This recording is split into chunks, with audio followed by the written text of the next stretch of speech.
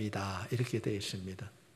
여러분은 밥심으로 살아갑니까? 은혜로 살아갑니까? 대부분 밥심으로 살아간다 그렇게 말할 수도 있습니다. 그러나 예수 믿는 사람은 밥심으로 살아가는 자가 아니라 은혜로 살아가는 성도인 줄 믿습니다. 우리가 성경 말씀을 살펴보게 되면 창세기에서 가장 많은 지면을 채우고 있는 사람이 아브라함입니다. 아브라함은 창세기 11장에서부터 24장에 이르기까지 나오고 있습니다. 그런가 하면 또 한 사람은 아브라함의 아들 아니라 야곱이 아니라 요셉입니다. 아브라함과 요셉이 많이 기록되어 있습니다. 요셉에 대하여서는 37장부터 50장까지 총 14장에 거쳐서 이 요셉이 기록되어 있습니다. 우리가 요셉의 삶을 살펴보게 되면 요셉의 삶이 늘 평탄한 삶이었을까? 네. 요셉의 삶을 창세기 39장 2절 말씀에 보면 딱 한 줄로 우리에게 표현하고 있습니다. 여호와께서 요셉과 함께 하심으로 그가 형통한 자가 되었더라. 자, 여기서 여러분 후반부를 놔놓고 한번 다시 한번 올려주실래요? 하나님께서 이렇게 말씀하고 있습니다. 여호와께서 요셉과 함께 하심으로 그가 형통한 자가 되었더라. 그럴 때 이 요셉이라는 말에 요셉을 빼고 여러분의 이름을 합력하고 한번 하겠습니다. 시작. 여호와께서 대언이와 함께 하심으로 그가 형통한 자가 되었더라. 아멘. 그렇게 될 줄 믿습니다. 그렇다고 한다면 어떻게 요셉이 그렇게 형통한 삶을 살 수 있었는가? 요셉은 형들로부터 팔려갔습니다. 여러분, 말이 다른 외국에 팔려갔을 때 그 삶이 얼마나 어려웠을까요? 참 파란만장한 삶을 살았습니다. 아마도 요셉이 겪었던 그런 일들이 우리에게 겪게 된다면 우리는 그런 삶을 살 수 없을 것입니다. 그런데 성경 말씀에 보면 그는 순탄하지 않는 편안한 삶이 아닌데도 그는 날마다 하나님의 은혜를 경험하며 살았습니다. 날마다 경험하며. 우리가 부르는 우리가 복음송 가운데 여러분 이 노래 알고 계십니까? 날마다 숨쉬는 순간마다 내 앞에 어려운 일 보니 주님 앞에 어려움 길 때 슬퍼 내 두려움 없네. 주님의 가자비로운 손길 항상 정과 주시도다. 사랑스레 아픔과 기쁨을 수고와 평화와 안식을 그가 수많은 고난 그런데도 그가 어떻게 그런 삶을 살아갈 수 있었는가? 내 앞에 어려운 일이 많이 있었지만은 주님 앞에 맡길 때 하나님께서 그를 지켜주신 줄 믿습니다. 그는 종으로 팔려왔어요. 종으로 팔려왔습니다. 그런데 종으로 팔려왔던 그가 13년이 지나서는 총리가 되었습니다. 총리가 되고 난 뒤에 7년 동안 풍년을 맞이하게 되는데 그 풍년을 맞이하는 동안에 그가 요셉이 아들 둘을 낳습니다. 첫째 아들을 성경은 므낫세, 둘째 아들을 에브라임 그렇게 하면 그 첫째 아들 므낫세는 이름의 뜻은 하나님께서 아들을 통하여서 고난을 잊게 하셨다. 아들을 통해 고난을 잊게 하셨다. 두 번째는 내가 이 땅에 와가지고 내가 번성하고 잘 되었다. 그런 의미에서 에브라임이라 그렇게 지었습니다. 우리가 쉽게 말하지만 요셉이 종으로 팔려와서 그 20년의 세월이 그렇게 간단했겠습니까? 너무 힘들었을 거예요. 하나님께서는 그 흉년을 통하여서 저 고향에 있는 형제들이 돌아오게 만듭니다. 그 흉년을 통하여서 형제들이 돌아오는 그 과정을 오늘 본문에서 소개하고 있습니다. 요셉이 생각할 때는 참 미운 형이지 않습니까? 자신을 종으로 팔아버렸어요. 그 마음에 남아있는 것이 많이 있었을 것입니다. 그래 20년이 지나고 자기가 이제 성공을 해서 이방 나라의 총리가 되었을 때 부모가 보고 싶은 거예요. 형들이 보고 싶은 거예요. 근데 어떤 마음을 가지고 보고 싶어 했을까요? 아직도 그들이 나를 팔아버렸을까? 아버지가 나에게 색동옷을 입혀준 그걸 갖다 시기하는 마음이 아직도 형들은 가지고 있을까? 그래서 이 아들이 형들에게 테스트를 하게 됩니다. 요셉이 형들이 아직도 그런 마음을 가지고 있는가 테스트를 하게 됩니다.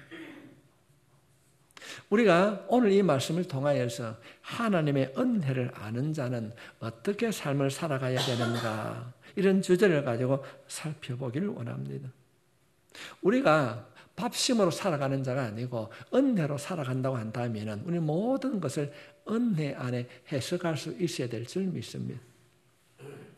예를 들면 구약에서 가장 많이 기록되어 있는 아브라함을 한번 바라봅시다. 아브라함은 어떤 사람이었습니까? 아브라함은 어떤 사람이었는가? 아브라함은 바라보면서 살았습니다. 성경 말씀을 보게 되면 아브라함에게 주님이 바라보러 가는데 조카가 먼저 제사를 다 가지고 다 가버렸습니다. 아, 요거 봐라. 좋은 거는 제가 다 가지고 가버렸네. 그랬을 때 그런 섭섭한 마음도 있었을 것입니다. 근데 하나님께서 찾아와가지고 그런 마음 가지지 말고 뭐라고요? 동서남북을 바라봐라. 바라봐. 절대절명의 순간이 우리에게 온다 할지라도 우리가 말씀을 따라 첫째는 하나님을 바라보고 말씀을 바라보게 되면은 우리가 이기고 극복할 수 있는 축복의 통로가 경험되어질 줄 믿습니다. 그때 당시에 아브라함은 자식도 없었습니다. 그렇게 아끼던 조카가 다 가지고 가버렸습니다. 그런데도 하나님께서는 바라보라고 그럽니다. 아도 없는데 뭐라고 그럽니까? 아브라함을 데리고 가가지고 바닷가에 가가지고 해변의 모래를 바라보라. 네 후손이 이처럼 많아질 것이다. 바라보는 거예요. 바라볼 수 있길 바라면 여러분이 잘 될 줄 믿으면 후대가 잘 될 줄 믿으면 하나님께서 아브라함을 통해서 우리들이 주신 약속이 무엇입니까? 지금 그는 자녀를 가지고 있는 것이 자녀를 가지고 있는 게 없었어요. 자녀가 없습니다. 그래서 조카 하나 데리다가 사람 만들어 놨더니 똘똘하다 생각했더니 지 거 가지고 다 가버렸어요. 그런데 하나님께서는 그 낙심에 있는 그에게 낙심하라 말하지 않고 바라보아라. 동서남북을 바라보라. 너에게 줄 복이 있다는 겁니다. 바다 모래처럼 너희 자녀가 번성할 것이다. 내 후손이 잘 될 것이다. 성도 여러분, 믿는 사람은 바라보는 사람입니다. 이것이 우리의 신앙입니다. 하나님을 바라보는 것, 하나님을 기대하는 것, 이루어 주실 것을 소망하는 것, 이것이 우리가 가진 믿음이 되어야 될 줄 믿습니다. 그래서 우리가 신약 성경에 보면은 믿음은 바라는 것들의 실상이다. 잘 될 것이다. 이루어질 것이다. 변화될 것이다. 믿음이 우리 안에 있다고 한다면 이 약속이 이루어질 줄 믿습니다. 극동교회는 아름다운 교회가 될 것이다. 성령이 충만을 줄 것이다. 응답 받을 것이다. 제가 요즘 교회에서 기도하는 딱 한 가지입니다. 많은 성도도 중요하겠지만 하나님 누구든지 엎드려 기도할 때 응답 받는 기도의 문을 열어주십시오. 기도 문이 열리게 될 줄 믿습니다. 두드리면 열어줄 것입니다. 우리가 할 수 있는 건 두드리는 것입니다. 바라보는 거예요. 사람들이 다 큰일 났다고 낙심하는 거예요. 아니 뱀이 와가지고 물어서 다 죽게 되었습니다. 그럴 때 뭐라고 해야 합니까? 불뱀을 바라봐라. 우리가 예수를 바라보면은 우리의 영원한 구원자이시고 우리의 영원한 친구 되신 예수를 바라보면요 하나님께서 바라봄의 복을 허락해 주실 줄 믿습니다. 이 이야기를 신약 성경에 너무 우리에게 알아 쉽게 알 수 있도록 이야기해야 됩니다. 베드로가 풍랑을 바라보니까 바다에 빠져들어갔고 예수를 바라보니까 물 걸어갔던 예수를 바라볼 수 있길 바랍니다. 풍랑을 바라보고 문제를 바라보고 염려를 바라보고 거기에 함몰되어서 자기 자신을 잃어버린 자가 아니라 약속의 말씀을 붙잡고 주님을 바라보게 되면 반드시 일어나게 될 줄 믿습니다. 일어나 거라. 내가 새 힘을 주리라. 그랬어요.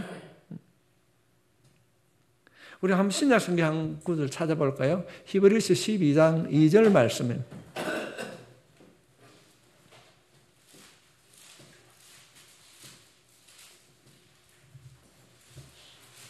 히브리서 12장 2절 말씀.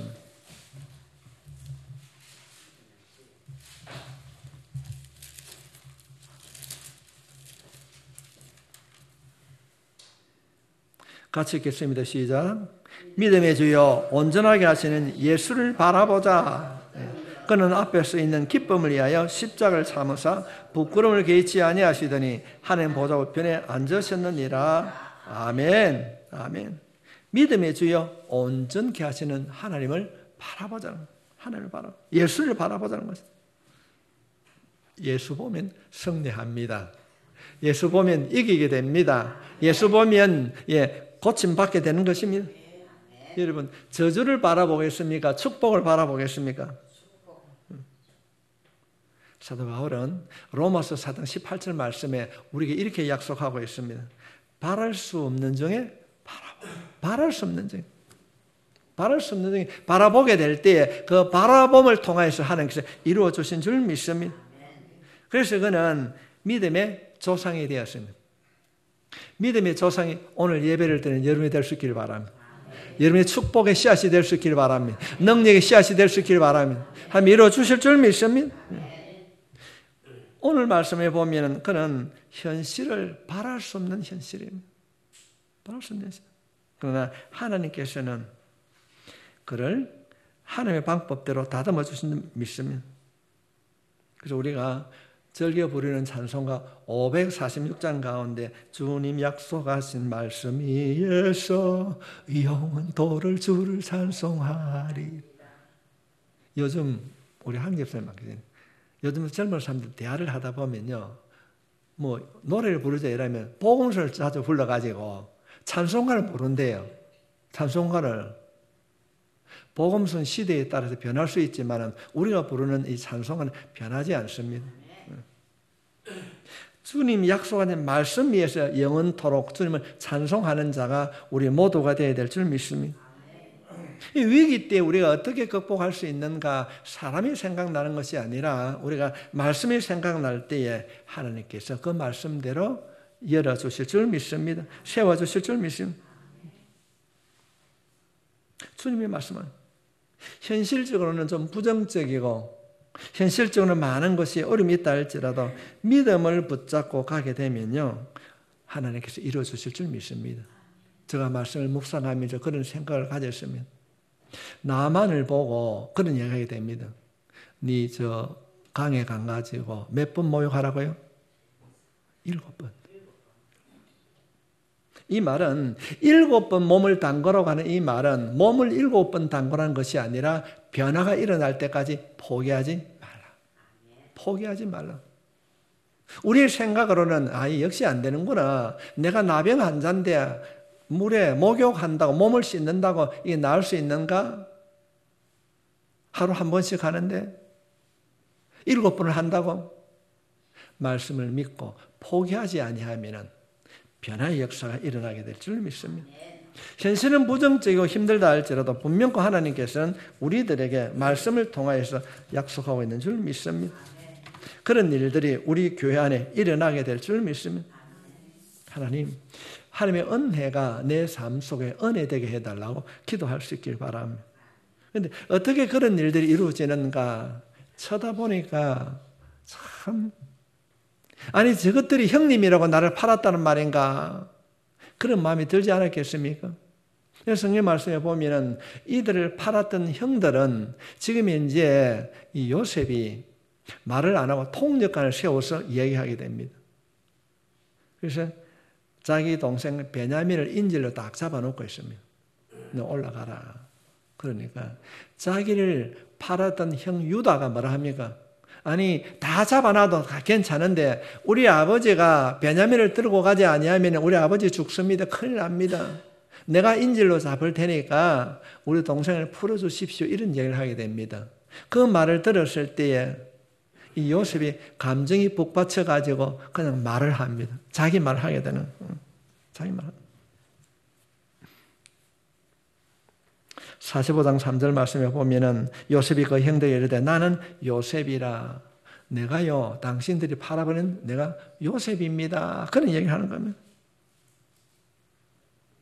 이 이야기를 들었던 이 형들의 마음은 어떤 마음이 생겼을까요? 큰일 났네요. 불안한 거예요. 우리가 이전에 이 팔아버린 저놈이 종려가 되어 있구나. 얼마나 불안했을까요? 그때 요셉이 이런 이야기 하게 됩니다. 형님, 걱정하지 마이소. 걱정하지 마이소. 그러면서 성경에는 그렇게 기록이 안 되어 있는데 걱정하고 두려워하는 저 형들을 향하여서 요셉이 이런 얘기합니다. 형님, 이리 오이소. 손 한번 잡아봅시다. 두려워하고 힘들어하고 있는 그 형들에게 요셉이 하는 말이 형님, 이리 오이소. 이 말은 형님, 오소. 손 한번 잡아봅시다. 내가 당신 동생이요. 당신들이 나를 이곳에 팔았다고 근심하지 마십시오. 한탄하지 마십시오. 하나님께서 나를 이미 보내주셨다. 은혜 안에 살아가는 사람, 밥심으로 살지 않고 은혜로 살아가는 사람은 모든 해석을 은혜로 해석하게 된 줄 믿습니다. 팔아버린 그 원수들, 때로는 원수 같고 그런 미움이 있지만은 하나님께서 이루어 주셨다고 하는 사실입니다. 걱정하지 마이소. 하나님이 보내주셨습니다. 얼마나 힘들어 했습니까? 손을 한번 잡아봅시다. 성도 여러분, 우리의 인생을 살아가면서 힘들고 아파할 때에 예수님께 찾아가시면은 주님께서 요셉이 형들에게 해 주시는 이 말이 우리 가운데 들려지게 될 줄 믿습니다. 힘들지? 괜찮아. 힘들지? 괜찮아. 지금 요셉은 애굽에 온 지 22년이라고 많은 세월이 흘렸습니다. 그런데도 그가 어떻게 말하고 있습니까? 모든 것이 하나님의 은혜는. 그러면서 이런 얘기하게 되는, 형님 걱정하지 마이소. 하나님께서 이미 나를 이곳에 보내주셨는데 흉년이 아직 5년 더 남았으니까 빨리 가서 아버지하고 다 데리고 오세요. 다 데리고 오세요. 다 데리고 오세요. 형들이 자신과 함께 거주할 수 있도록 그렇게 요청하고 있습니다. 형들이 가가지고 아버지와 다 데리고 와서 가나안 고센 땅이라고 하는 평화가 보장된 땅, 거기서 거주하게 됩니다. 성도 여러분, 은혜라고 하는 것이 무엇입니까? 내 안에 남아있는 원망과 불평을 말하는 것이 아니라 하나님께서 이루어 주셨다고 하는 이 믿음의 선대함을 실천하는 자인 것입니다.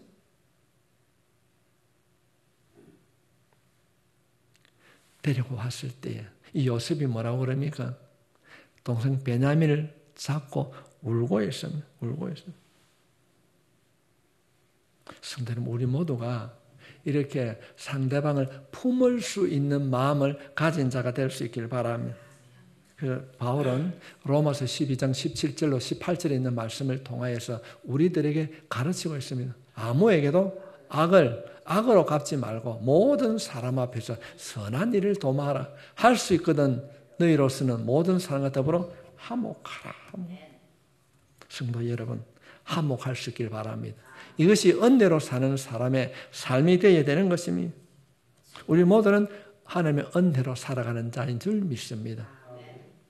요셉이 형들을 용서해 주셨던 것처럼 우리가 세상을 살아가면서 여러 가지 일들을 만날 때 때는 믿고 때는 원망스럽고 그런 일들이 주어진다 할지라도 말씀을 따라 우리가 용서하고 우리가 포기하고 그 사람을 우리가 안아줄 때 내 안에 먼저 하나님의 화평이 임하게 될 줄 믿습니다. 하나님께서 약속해 준 이 은혜를 통하여서 여러분의 가정이 화목하고 우리가 섬기는 교회가 화목하고 은혜로 살아가는 모든 극동 가족 될 수 있기를 주님의 이름으로 축복합니다. 하나님 아버지, 오늘 이 시간에는 형들을 용서하는 요셉의 삶을 살펴보았습니다. 짧은 시간이지만은 하나님, 요셉처럼 상대방을 용서하고 품어줄 수 있는 마음을 허락해 주시옵소서. 아직까지도 주님 남을 용서하고 이해하지 못한 마음의 짐이 있다면 이 시간을 통하여서 우리의 마음의 생각까지도 하나님께서 다듬어 주셔서 내가 예수 믿는 사람으로 상대방의 은혜를 베풀 수 있는 넉넉함이 있게 해 주시옵소서. 주님의 이 제단이 날마다 숨쉬는 순간마다 어려움을 만날 때마다 하나님 앞에 무릎 꿇고 기도하는 은혜로 살아가는 극동제단 되게 해 주시옵소서. 우리의 구원자 되신 예수님의 이름으로 기도하옵나이다.